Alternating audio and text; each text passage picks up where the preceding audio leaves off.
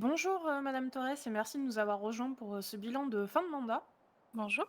Nous allons revenir sur votre programme point par point en commençant par le côté social et économie. OK. Quelles ont été concrètement les mesures prises pour redresser les finances de la mairie? Les mesures concrètes, ça a été des baisses d'aides, essentiellement. Donc on a baissé l'aide au logement, on a modifié l'aide au diplôme, qui coûtait énormément d'argent à la mairie parce qu'on remboursait absolument les diplômes de tout le monde. On avait ou en tout cas, il y avait l'air d'y avoir aucune, vérification, ce qui fait que certaines personnes ont pu se faire rembourser des diplômes à la fois dans le sud et dans le nord, chose qui aurait dû, ne pas avoir lieu. Donc ça a été les 2 grosses, actions majoritaires qu'on a fait. On avait également entamé des démarches donc via un sondage public pour, la palliatisation des taxes d'habitation, ou leur augmentation du coup si jamais, on la palliatisation ne plaisait pas aux habitants du comté, ce qui était le cas, ça ne leur plaisait pas.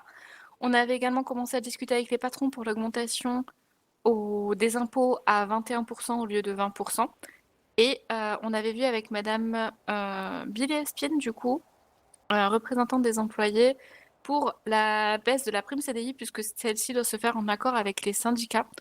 On n'avait pas encore eu l'occasion de voir les syndicats de police et de médecins pour pouvoir, effectuer la baisse. Et dans quelle association avez-vous investi? On a, donné de l'argent, donc pour, événements, associations caritatives et cetera. Du coup à, heu, l'ASSA, une association sportive qui organise le super match pardon, vendredi. Donc on leur a donné de l'argent pour l'organisation de leur événement. On a, donné de l'argent à la Fondation Collins parce qu'ils étaient, déficitaires et la situation était compliquée de leur côté. Niveau association, il y en a pas beaucoup, beaucoup qui nous ont contactés, surtout il y a pas eu forcément beaucoup d'événements déclarés non plus. On avait commencé à contacter, les associations qui, ont déjà fait plusieurs événements dans le sud. Donc, c'est un de mes conseillers qui s'en occupait à l'époque. Malheureusement, il a pas eu beaucoup de retours, donc c'était compliqué, d'investir davantage, de ce côté. En termes de culture et loisirs, vous avez organisé un taser game. Pouvez-vous nous en parler un peu plus? Combien de personnes étaient en rendez-vous? Comment s'est passée l'organisation avec les associations ou les auto-entreprises? Alors, au niveau du taser game, on a travaillé avec, Groupe 6 qui faisait la sécurité. On a fait également travailler le Black Cat qui vendait des menus sur place. On a demandé à Follan, donc une auto-entreprise de photographie, de venir prendre des photos des participants. On a Lime qui était sur place pour tout ce qui était, couverture, médiatique. On avait Louisa News également, bien sûr. Et on avait, également Pop-up, qui avait fait de la publicité pour notre événement. Donc on avait contacté dans le but de faire travailler quelques, associations de micro-entreprises. On avait également contacté, hem, MKE, si je me trompe pas de nom, qui devait nous aider sur l'arbitrage. Malheureusement, le soir même, on ne les a pas vus, donc on ne sait pas trop s'ils ont pas pu venir, mais voilà. Pour l'événement lui-même, c'était un parcours à faire dans les docks où les gens devaient, taser un certain nombre de plots, faire le meilleur temps en tasant le plus possible. On a eu une vingtaine de participants inscrits, donc qui ont fait un timer. On sait aussi que certaines personnes sont venues au début de l'événement, mais comme c'était un peu loin à se mettre en place et à se lancer, sont parties avant de concourir. Mais on a eu, ouais, 19 participants pour être exact. Du côté des services publics, avez-vous réussi à communiquer de façon constructive avec les chefs de service et les syndicats?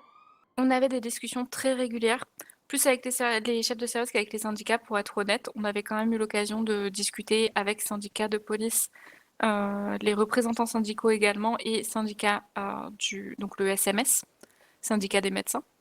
Au niveau des chefs de service, j'avais surtout les commandants du LSPD au téléphone, même si j'avais O'Brien de façon très régulière. Côté hôpital, par contre, je pense que j'avais le directeur tous les 2 jours au téléphone. Parfois c'était pour faire le point, parfois c'était pour faire des remontées, parfois c'était simplement pour discuter de ce qui se passait. Donc, oui, on a eu quand même pas mal de discussions. Et pour la communication, justement, aucune assemblée municipale n'a pu être organisée. Comment expliquez-vous cela? C'est un gros, point noir parce que c'est un des projets qui me tenait le plus à cœur. C'est quelque chose que j'avais vraiment envie de faire. Alors techniquement une assemblée municipale a bien été organisée. le même vendredi où le gouvernement présentait les juges, donc enfin, assemblée qu'on avait annoncée une semaine à l'avance. Le problème étant que alors elle avait déjà été reportée à cause de problèmes météo, mais sur place, il y a eu, littéralement 2 personnes parce que tout le monde et je peux le comprendre, hein, c'est les juges, c'est très important. Tout le monde était sur la présentation des juges par le gouvernement. Donc on avait décidé de la redécaler au lundi, sauf que le lundi soir, bah, je suis restée bloquée chez moi. Le mardi, ça commençait à être compliqué de redéplacer, systématiquement. On avait, surtout suite au débat, rediscuté en interne d'organiser l'assemblée municipale dans un lieu plus ouvert et moins, officiel que la mairie, pour que tout le monde puisse se sentir, libre d'y passer, de venir, de discuter. Le mandat n'ayant pas été, reconduit, on n'a pas pu le faire, mais c'est vrai que le fait de ne pas avoir réussi à organiser, d'assemblée municipale alors que je voulais en organiser au moins 2, c'est quelque chose, qui m'a un peu déçue et voilà. Vous avez mis en place des boîtes à idées, mais aucune communication n'a été faite sur les idées. Peut-on en savoir plus? Il y a eu, 2 idées de transmises. L'une est c'était, au sujet d'une micro-entreprise de transport qui est un petit peu plus compliquée à mettre en place. Déjà parce que ça ne dépend pas forcément de nous. La mairie peut pas gérer d'auto-entreprises, donc il aurait fallu, réussir à mettre en place des offres, d'emploi, sachant que payer des gens pour aider d'autres personnes à déménager côté mairie, sachant que les finances n'étaient pas très bonnes.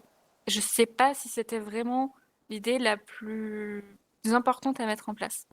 L'autre, n'était pas vraiment une idée, c'était plus une remontée qui nous a été faite par rapport à l'SPD, mais c'est quelque chose qui était déjà en discussion avec les, syndicats employés. On avait demandé à madame Espine de faire le tour des représentants employés et des entreprises pour nous faire des remontées sur, tout ce qui se passait côté, livraison, s'ils se faisaient braquer, régulièrement et cetera. Mais madame Espine est partie en vacances, avant qu'on ait pu faire le compte rendu, donc on n'a pas pu finir de traiter le sujet. Au niveau des collaborations, avez-vous pu collaborer avec la mairie du Nord pour faire des événements en commun?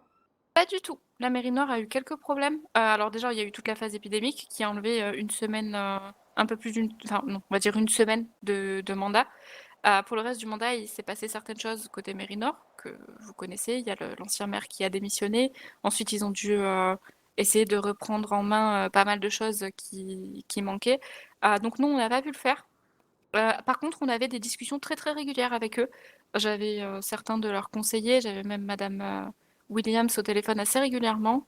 Donc même si on n'a pas pu faire de collaboration pour des projets ou d'événements, on a quand même pu pas mal discuter, donc je suis assez contente de la relation qu'on a eue.